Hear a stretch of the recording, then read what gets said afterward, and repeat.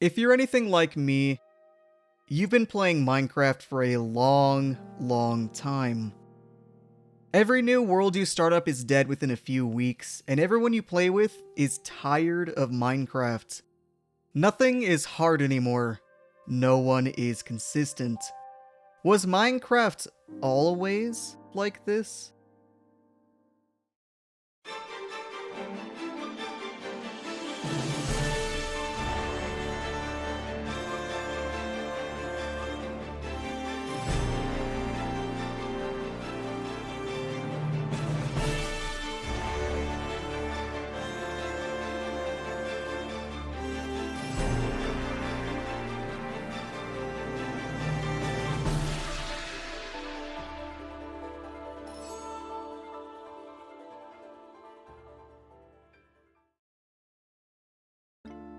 So let's start off with something easy.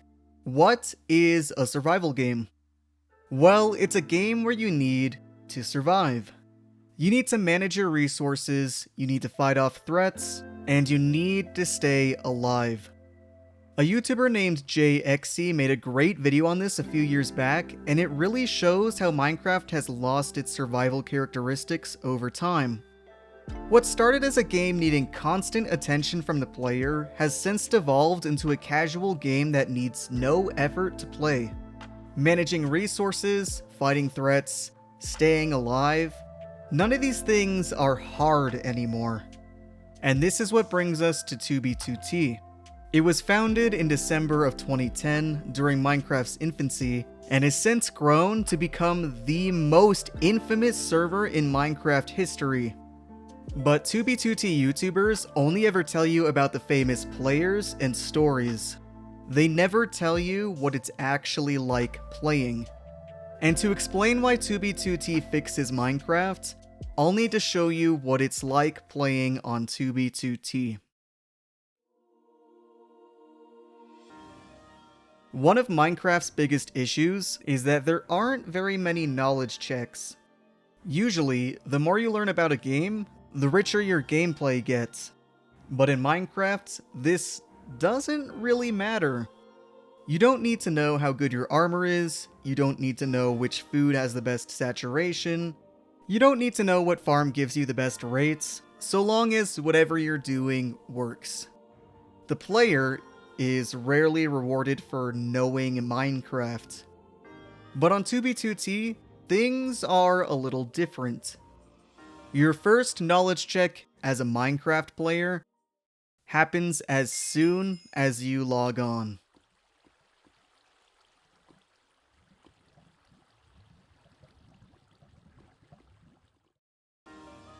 Finding wood, food, and shelter are still your first two goals. On the average Minecraft worlds, these issues are really easy to overcome. But on 2b2t, overcoming this first step isn't so simple. As soon as you load in, it's cobblestone and lava as far as the eye can see. You might find animals, but what you're probably going to find is zombies and skeletons. You might find trees, but not for a few thousand blocks. Any shelter you manage to make will be questionable at best, since without the wood to make a pickaxe, the best blocks you might find are limited to things like dirt, TNT, and the other hand-mineable blocks you'll be lucky enough to stumble across. This is going to be the hardest thing you've done in Minecraft in a long time. So, am I gonna tell you how to escape spawn? No. Escaping spawn is a rite of passage. This is the knowledge check, the test of first-time 2b2t players. And it's the biggest filter of skill on the server.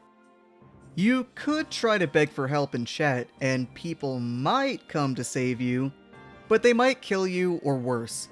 Spawn is swarming with griefers that hunt new players for sport, looking to kill, bed trap, and more. I've even seen videos about terrible horror stories of people being stalked relentlessly. When I first joined, I actually lived inside of Spawn. I had already escaped spawn before, and had a few outposts outside of it, But most of my first month or so was living at this older ruin called the Grand Spawn Railway. Somebody there employed me to help repair all of the griefing, and a couple other people were helping with me. But Spawn is ruthless, and no amount of progress we ever made could stop the constant waves of griefing to undo everything we had worked for. So eventually, I left. It looks like Spawn really isn't the place to build your base. So, you've made it out of Spawn. You've found trees, food, and shelter. Have you beaten 2B2T's most difficult challenge? Absolutely not. While you may have passed the first knowledge check of the server, there's still a plethora of challenges awaiting you as soon as you exit Spawn. Usually, when somebody refers to 2B2T Spawn, they mean the area about 5,000 blocks from 00 in all directions. But the effects of 2B2T Spawn can still be seen for quite a while outside of that, and the biggest thing you need to worry about is not just finding resources, but keeping them safe. Any player you encounter may still try to kill you, and finding a place to keep your valuables isn't easy. You could try for an ender chest, but without shulkers, there isn't gonna be much room. You could try to keep a stash somewhere, but that's the number one thing base hunters look for. You have new problems and new questions. How do I protect my stuff? Where do I go to find more? And you may have even heard that people build their bases hundreds of thousands of blocks out. This is where the next set of knowledge checks comes into play. Knowledge checks on how to get gear, how to travel large distances fast, and emergency inventory management. The average Minecraft experience doesn't require much of the player in order to overcome these hurdles, but this is where veteran Minecraft players shine. While you could go about these problems traditionally, there's a lot of different ways to solve them. Instead of mining for diamonds, collecting bookshelves, lapis, and levels, you could try your luck hunting another player, or trading with them. And maybe if you're lucky, you'll find gear from monsters. Instead of finding a horse and saddle and riding in the overworld, you could use the nether to cut the time spent traveling significantly. And instead of making an easily detectable storage system, you could hide your most valuable items inside of naturally generating chests like in mineshafts or dungeons. Chests that won't be suspicious to the average base hunter. And in the middle of all of these questions, a brand new priority starts to rear its head. Setting your spawn. Making a bed is so important because you don't want to have to escape spawn every time you die.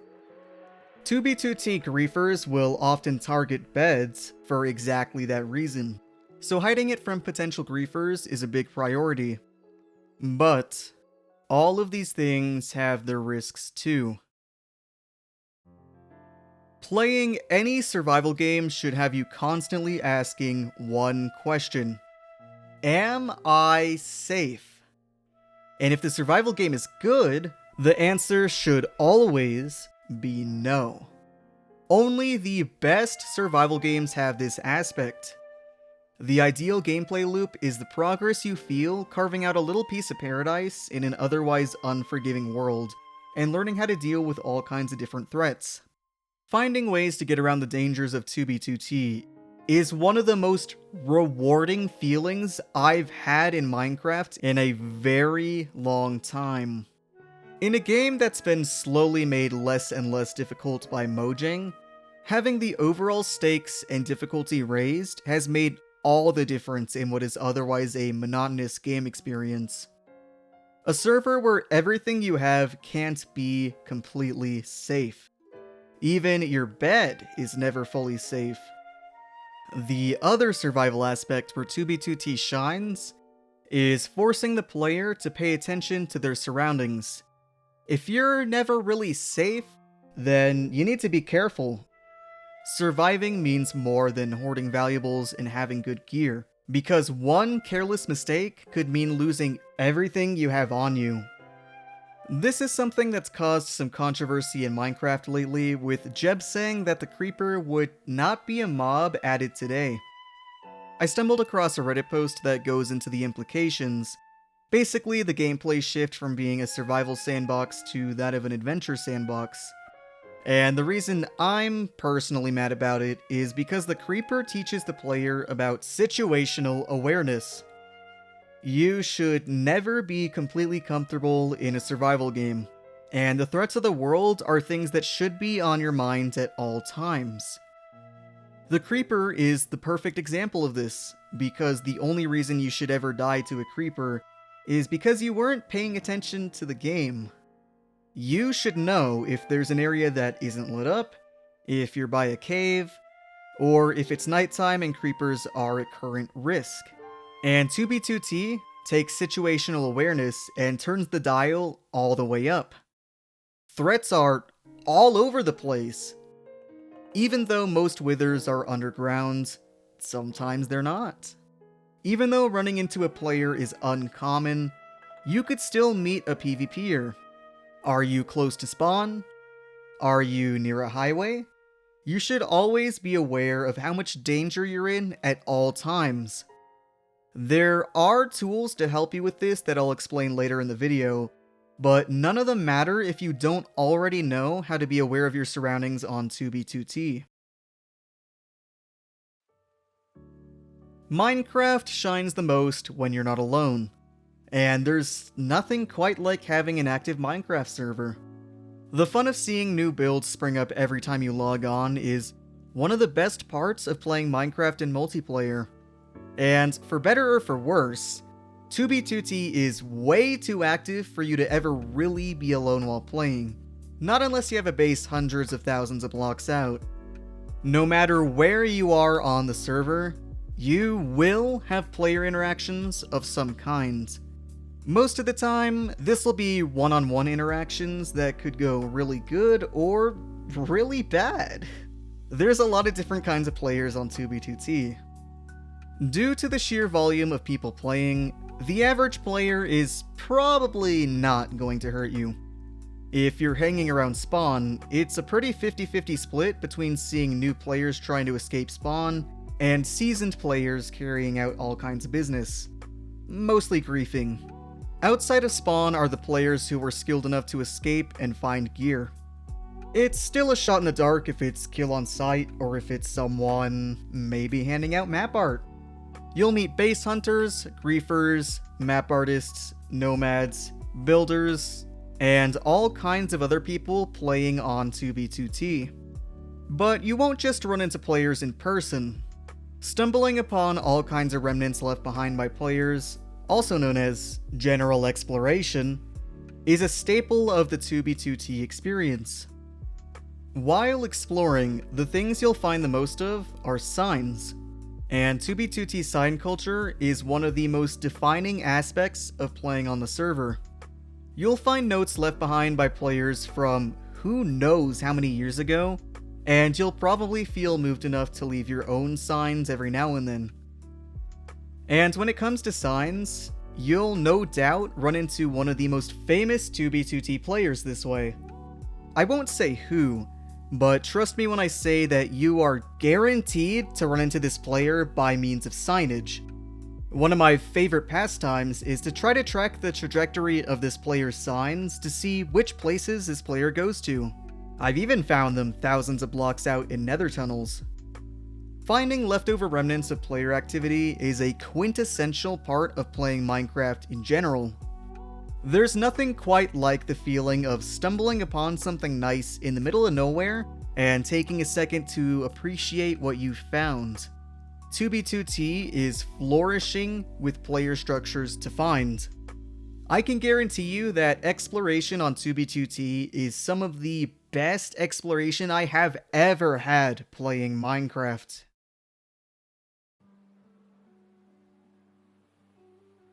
When you meet a player, there's a good chance that if they don't kill you immediately, you'll probably hang out for the next hour or two and end up making friends. And this is how a lot of people get invited to the many different kinds of communities on 2B2T. The easiest and safest one to join off the bat is probably the Hunters Union. It works as a hub for all kinds of different other community members to interact in one place. For the most part, the Hunters Union revolves around base hunting, and people will regularly post pictures of interesting finds. Outside of that is an absolutely huge number of communities for any 2B2T player to be a part of. There's all kinds of ads for Discord servers and Twitch streamers all over the place. Some of the most prominent ones being the Astral Brotherhood, Imperium, and the Highway Unions. I'm not personally part of any big communities outside of the Hunters Union. I usually just stick to the individuals I've met and go from there. As it turns out, 2B2T has been having a ton of community events lately. The most recent major event was probably the 2B2T 2025 Oktoberfest, where tons of players gathered to celebrate. One smaller event I got invited to recently was hosted by a player named Kuza, a seasoned 2B2T map artist. The 0-0 location on 2B2T always has something going on. And for this little event, it was a map art exhibition. On 2B2T, map art is basically like Minecraft card trading, and it's one of my favorite things to do on the server. When I arrived at 0-0, I saw a ton of new maps that I hadn't had a chance to collect yet, and spent a while copying them for my own collection. But like all things on 2B2T, there's always danger lurking in the background. In the middle of the showcase, griefers decided to show up and I barely made it out in time. Thankfully, all of the maps on display were copies, but it just goes to show that you're never really safe on 2B2T. The griefing culture on 2B2T can be pretty intimidating, and with how common base hunting is as a pastime, there's a good chance that anything you build will be discovered one day. So it's easy to think that you shouldn't try to build anything if it always has a risk of being blown up. But there's another way to think about it. If it's all going to be destroyed one day, then why not go all out? Why should you live in fear when you could be playing Minecraft like there's no tomorrow?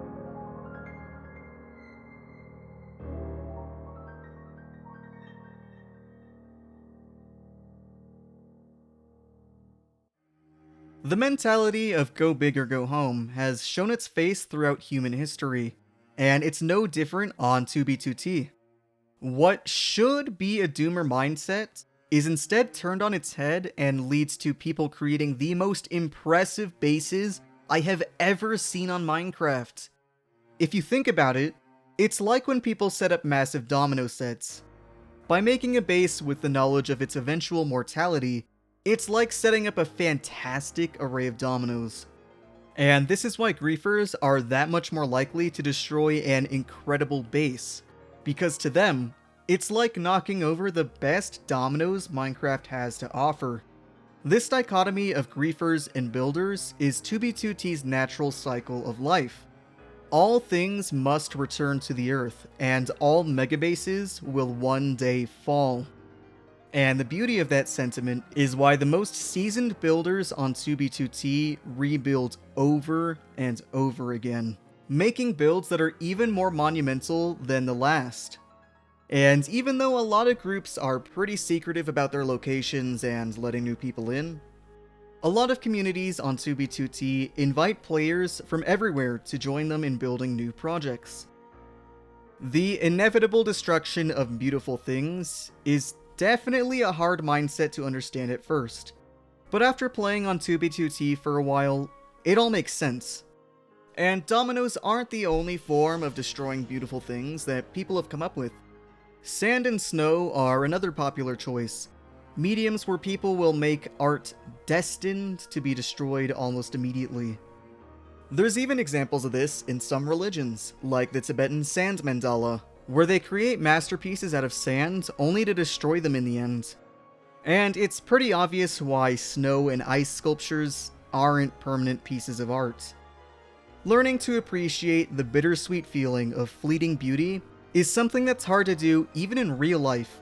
I think it's also one of the biggest issues with servers like Hermitcraft, where the only reason they start new seasons is because the lack of destruction on those worlds means getting bored of them, so they restart every year or two.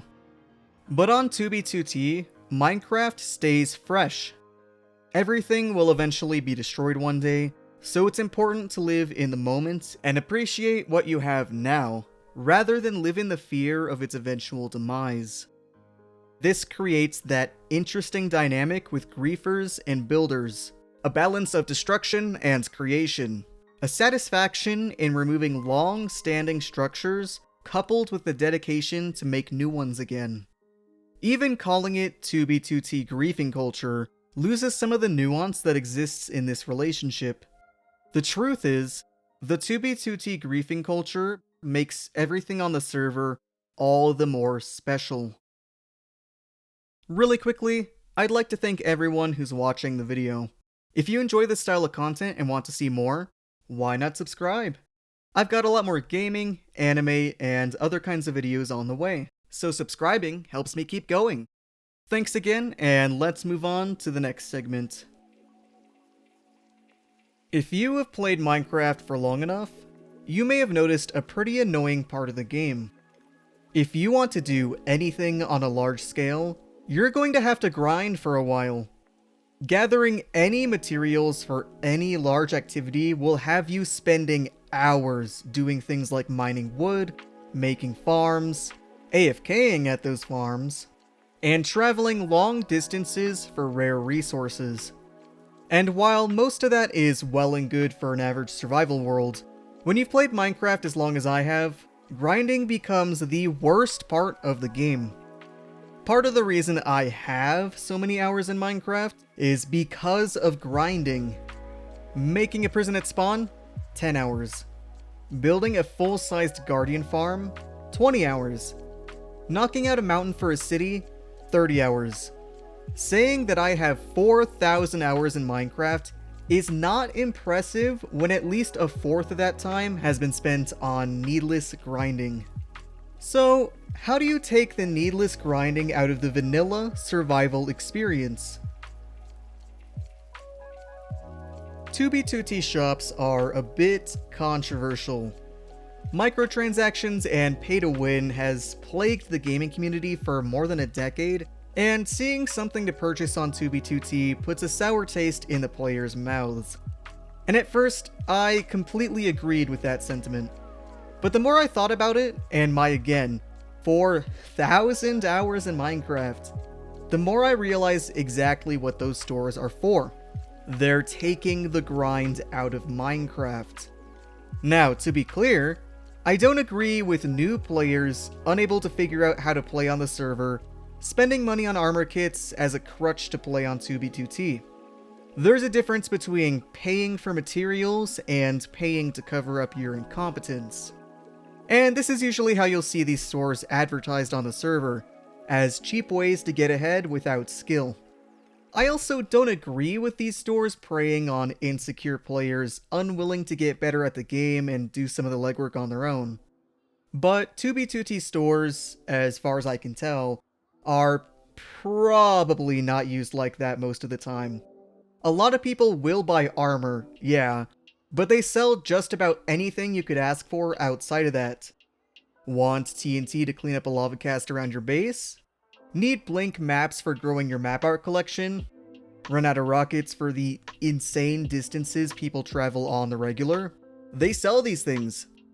And while you could get them on your own, it's still not free to grind in Minecraft. The real cost is time. A metric ton of time playing Minecraft. And I know what it's like spending a metric ton of time in Minecraft. It does not take skill to sit on your ass for 10 hours straight mining coal or collecting sand. The people who hate shops act like it's cheating, like it's a skill crutch to buy a shulker box of obsidian. It's like complaining that Hermitcraft has these massive shops where people buy shulker boxes worth of materials all the time. Minecraft economies happen all the time. And not to really add to 2B2T shop profits or anything, but their prices are dirt cheap. You can get all this for $5. Again, I don't think you should be leaning off of shops because of your own lack of skill. Really, you should only buy from shops to save time. Time adds up, and I've already spent a lot of soulless, grindy hours in Minecraft. If you're worried about scams on 2B2T, there definitely are quite a few. So if you're willing to buy from a shop, I'll personally recommend Nox Shop since I've actually bought from them. It's real. If you need someone to trust them.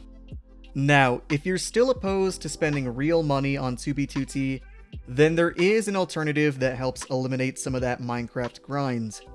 You can always try trading with people, and depending on the community and how nice some people are, you can join groups of players or even meet individuals who will just give you free stuff sometimes.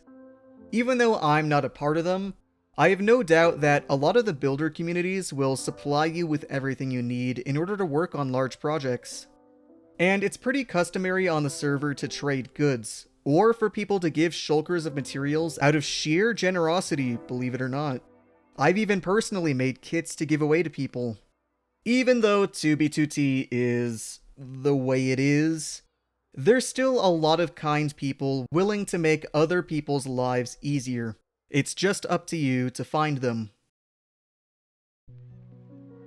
Even though I'd like to say that 2B2T is a great experience in vanilla, your gameplay will definitely be hindered if you don't have a hack client.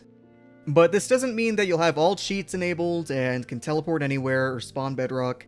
2B2T surprisingly has a lot of restrictions on that stuff. Instead, hack clients act as tools for you to navigate the server. For the most part, they're going to vary depending on your needs and what you actually want to do on 2B2T. The most common way to hack on 2B2T is by modding normally. I personally use Fabric to run everything, and my favorite hack client is Meteor. You can even set it to show up as your status on Discord.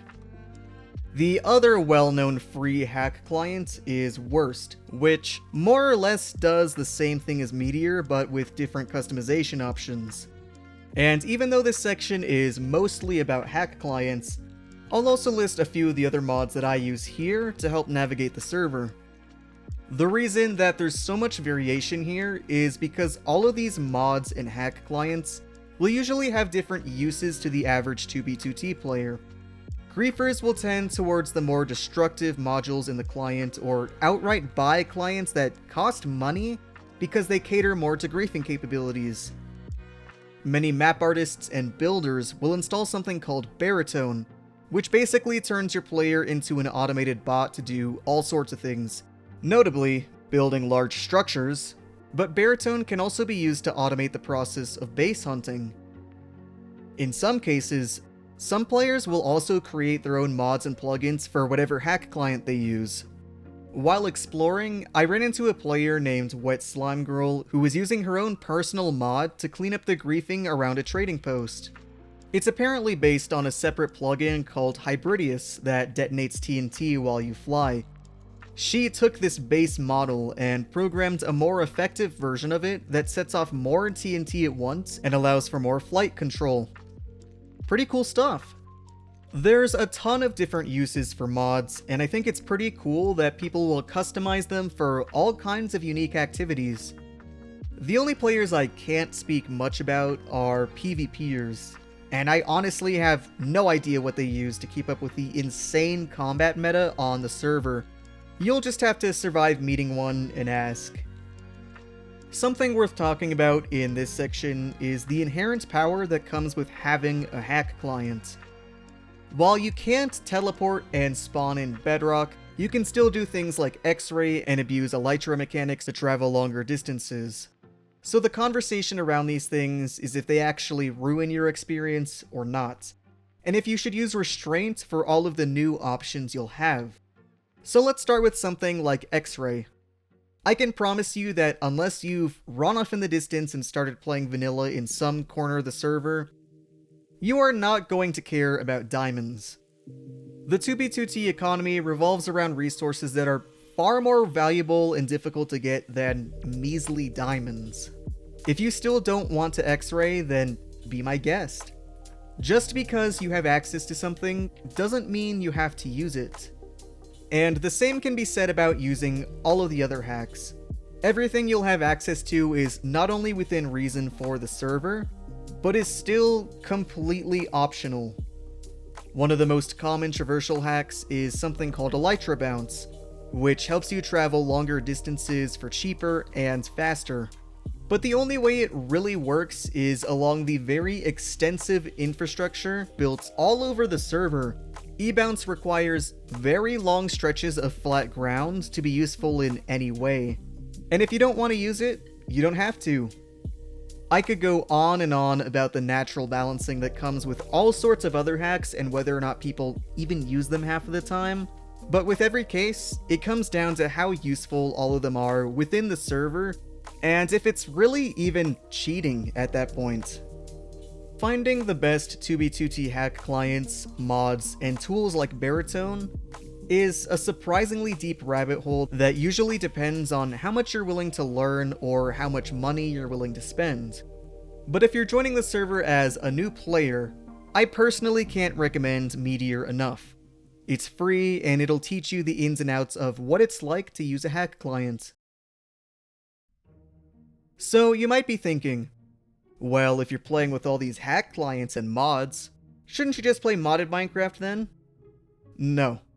While the modding scene in Minecraft is incredibly diverse, creative, and fun, modding doesn't usually fix the issues with modern Minecraft without drastically changing the game. In fact, my biggest issue with modding games is when the mods change stuff so much that it doesn't even feel like you're playing that game anymore. And I shouldn't have to explain why radically changing the gameplay experience isn't fixing the gameplay experience.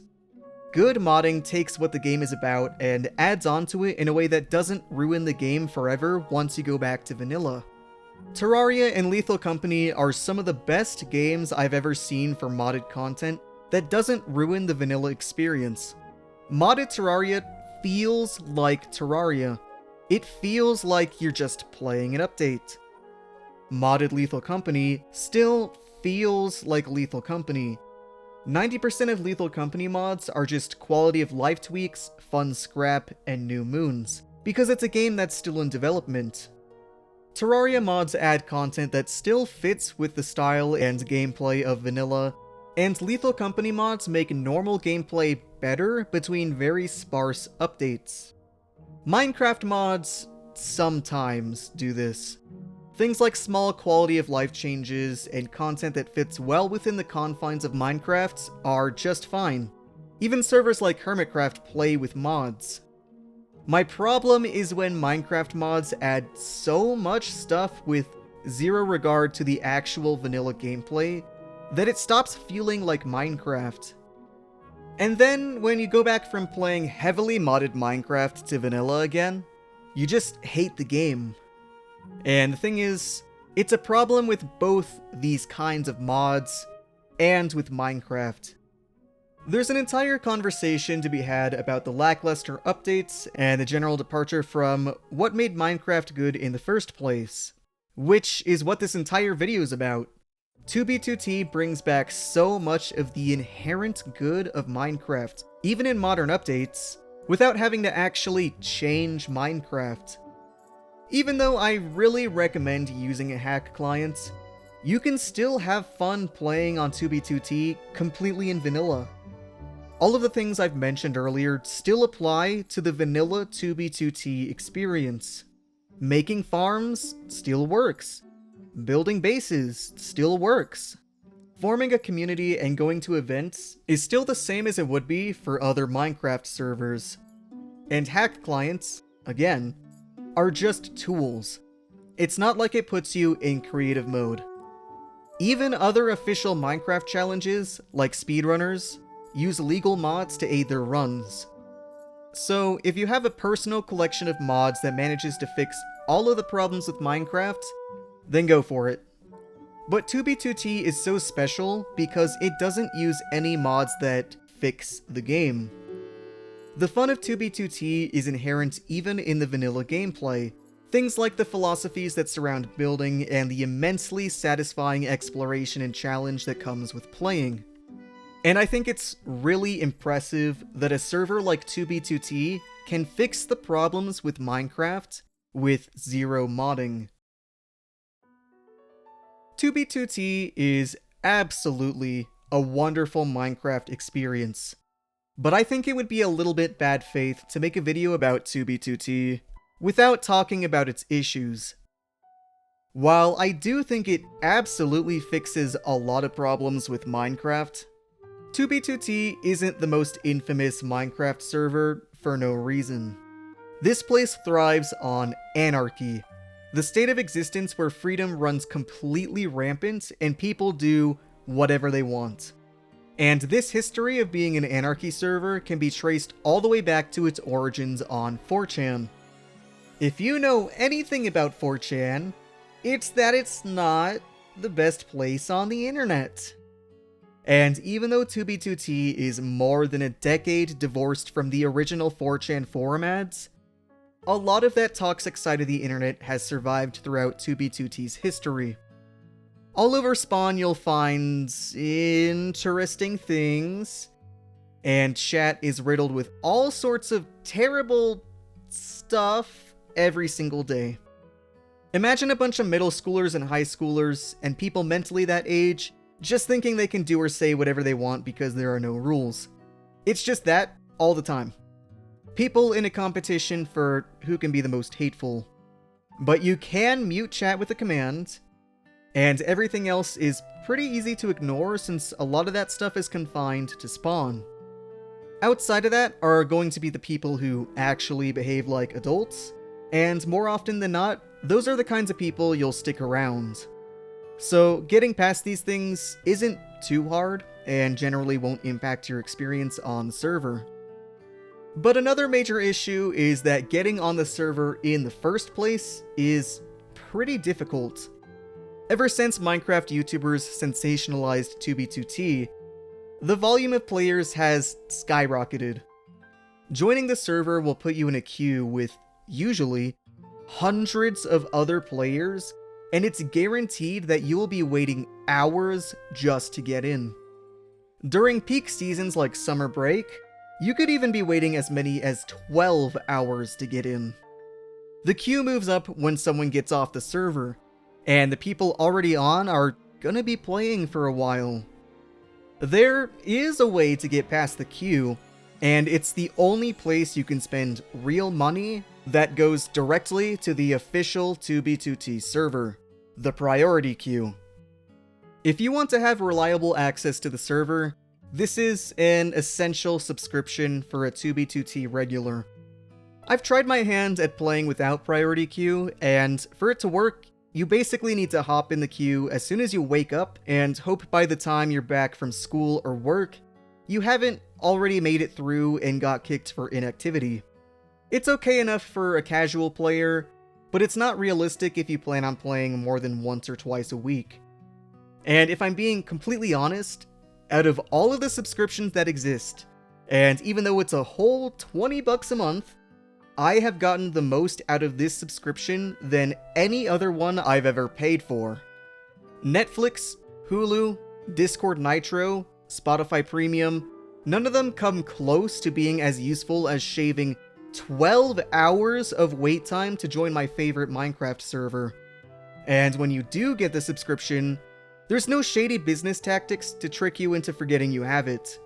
You can pick for just 1 month, for a couple of months, or for the monthly payment. I know $20 sounds like a lot for a subscription, but if I had to pick between Netflix without ads and instant 2B2T for a whole month, I'm picking 2B2T every time. So, I thought you guys should at least know about these two things before trying to join. But if these are things you can get past, I can guarantee you a Minecraft experience unlike anything you've ever had.